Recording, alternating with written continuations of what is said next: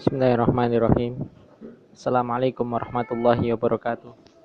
Alhamdulillah wassalatu wassalamu ala Rasulillah wa ala alihi wa ashabihi wa wala. Wala haula wala quwata illa billah ma ba'd. Alhamdulillah alamin, kita ucapkan puji syukur kepada Allah Subhanahu wa taala. Pada kesempatan kali ini kita masih diberikan nikmat kesempatan dalam beramal soleh. Tak lupa pada hari Jumat ini kita perbanyak sholawat kepada Nabi Muhammad SAW, karena disunahkan di hari Jumat memperbanyak sholawat Nabi. Juga disunahkan untuk membaca surat Al-Kahfi. Maka bagi yang memiliki kesempatan, maka jangan disia-siakan dari menghidupkan sunnah-sunnah di hari Jumat. Kita baca hadis berikutnya dari kitab Riyadhus Shalihin. Wa an Bara' bin Azib radhiyallahu anhu qala kana rajulu yaqra'u surat Al-Kahfi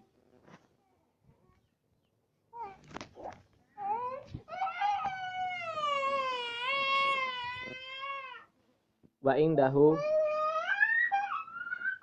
farasun marbutun bisatan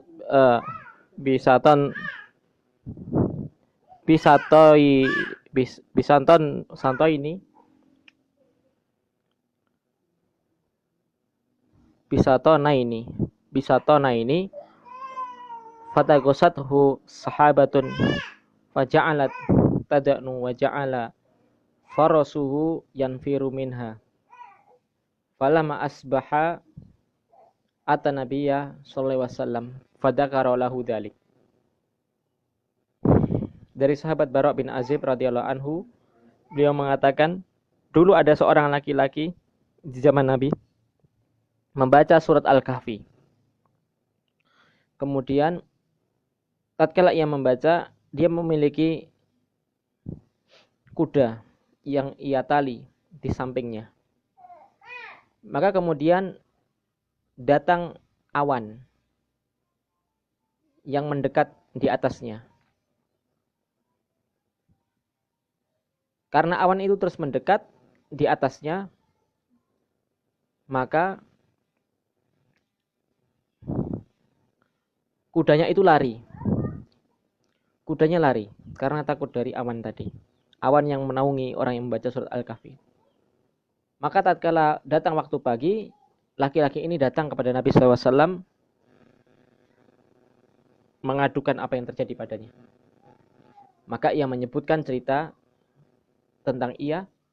Maka Nabi Muhammad SAW bersabda, tilka sakinatu tanazzalat lil Qur'an muttafaqun alaihi. Itu adalah malaikat sakinah. Sakinah di sini ialah nama malaikat.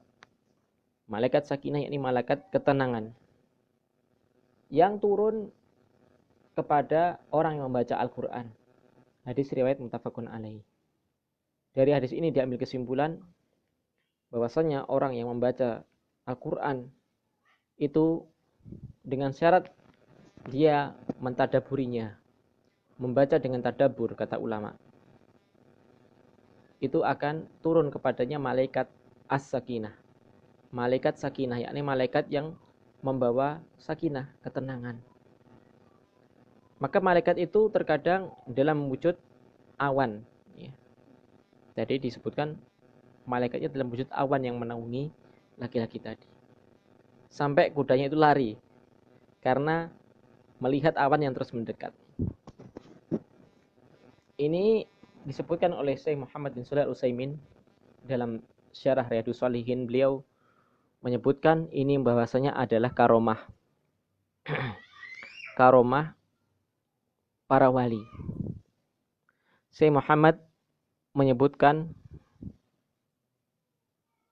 sesuatu yang di luar adat kebiasaan itu terbagi 3. 2 yang baik, 1-nya yang buruk. 1 di luar kebiasaan manusia berupa mukjizat. Dan mukjizat ini hanya untuk para rasul. Lalu sesuatu yang di luar adat manusia, yakni artinya sesuatu yang terlihat hebat. bisa terbang atau bisa melakukan kebiasaan-kebiasaan atau sesuatu yang di luar kemampuan manusia. Paham? Jika itu dilakukan oleh orang soleh, yang taat, yang beriman, maka namanya karomah. Jadi mukjizat dan karomah itu baik. Turun kepada orang baik. Dan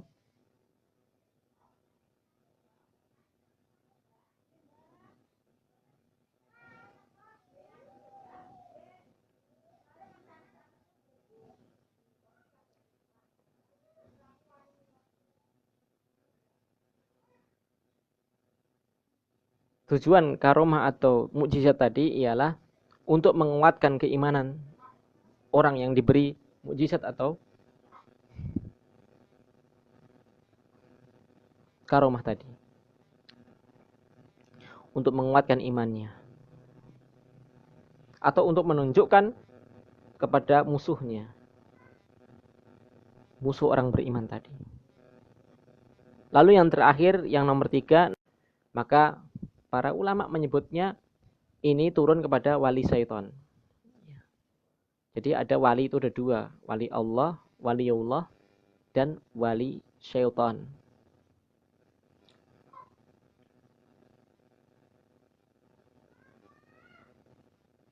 Maka untuk pembahasan mendalam seperti ini, silakan dibuka di kitab Al-Furqan baina auliya'illah wa auliya'is syaitan, karya Syekhul Islam Ibnu Taimiyah rahimahullah.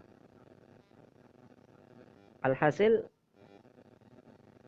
orang-orang yang membaca Al-Quran maka akan dinaungi oleh malaikat sakinah. Ini merupakan keutamaan orang yang membaca Al-Quran. Adapun membaca surat Al-Kahfi sendiri, itu juga disebutkan dalam hadis, barang siapa yang membaca surat Kahfi di hari Jumat, maka dia akan diberi cahaya oleh Allah dari Jumat ini ke Jumat depan. Atau hadis-hadis yang semakna dengan tadi. Kita baca hadis berikutnya.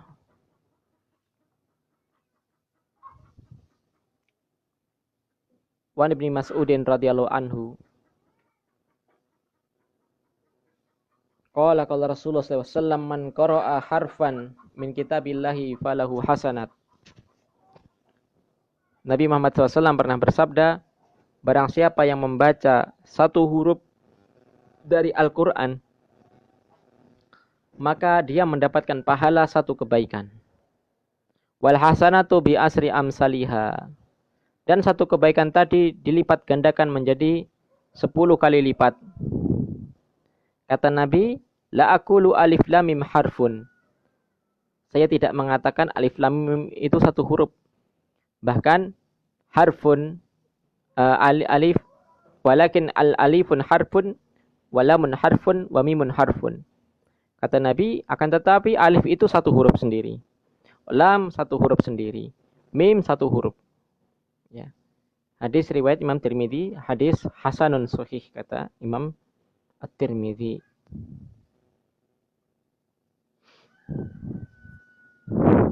Maka ini keutamaan bagi orang yang memperbanyak membaca Al-Quran. Entah dia membaca dengan hafalannya, atau entah dengan mushafnya. Namun, para ulama mengatakan membaca dengan mushaf ini lebih utama daripada membaca dengan hafalannya. Karena membaca dengan Al-Quran itu sendiri atau mushaf, itu bisa lebih untuk tadabbur. Konsentrasi dengan memahami, merenungi, mentadabburi ayat-ayat yang terkandung yang ia baca.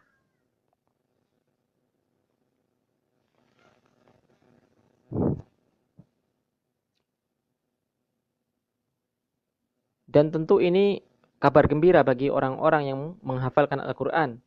Tatkala ia mengulang-ulang satu surat yang dia hafal, satu ayat yang dia hafal, tatkala ia mengulang ayat-ayat tersebut, surat-surat tersebut, maka akan dia ucapkan bacaan Al-Quran berapa jumlah hurufnya.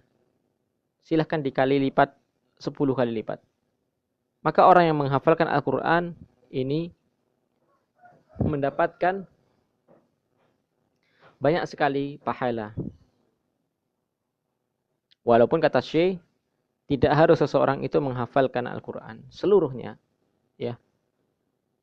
Maka dia membaca dengan apa yang ia hafal dari apa yang ia mudah untuk membacanya dari hafalannya. Kata Syekh Ibnu Utsaimin.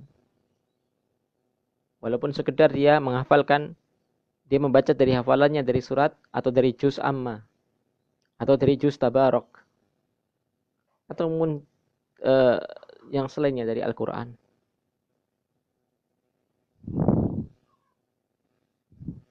Hadis yang berikutnya, hadis Ibnu Abbas radhiyallahu anhuma, beliau mengatakan Rasulullah SAW pernah bersabda, "Innalladzi laisa fi jawfi syai'un minal Qur'an kal baiti al-kharib."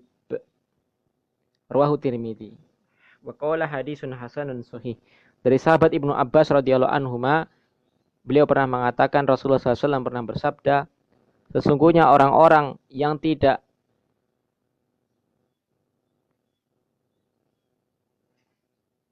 ada pada kerongkongannya Al-Quran, artinya dia tidak membaca Al-Quran sedikit pun,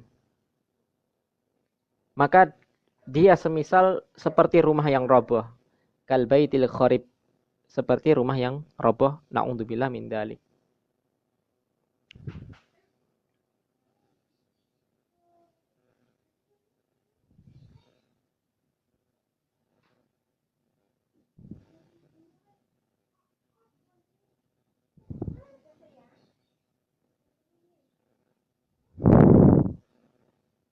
Hadis yang terakhir dari bab ini, yakni bab keutamaan baca Al-Quran.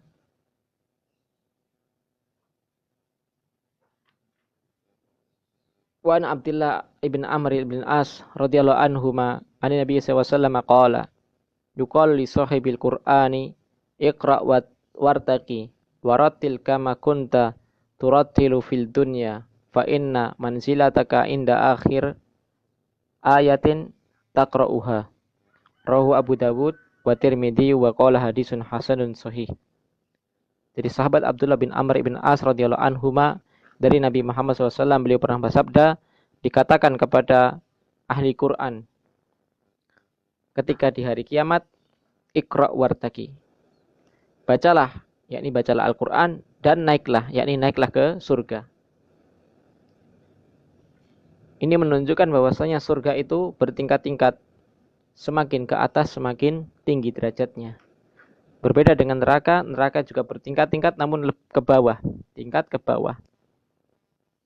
Lebih dalam neraka maka lebih dahsyat siksanya.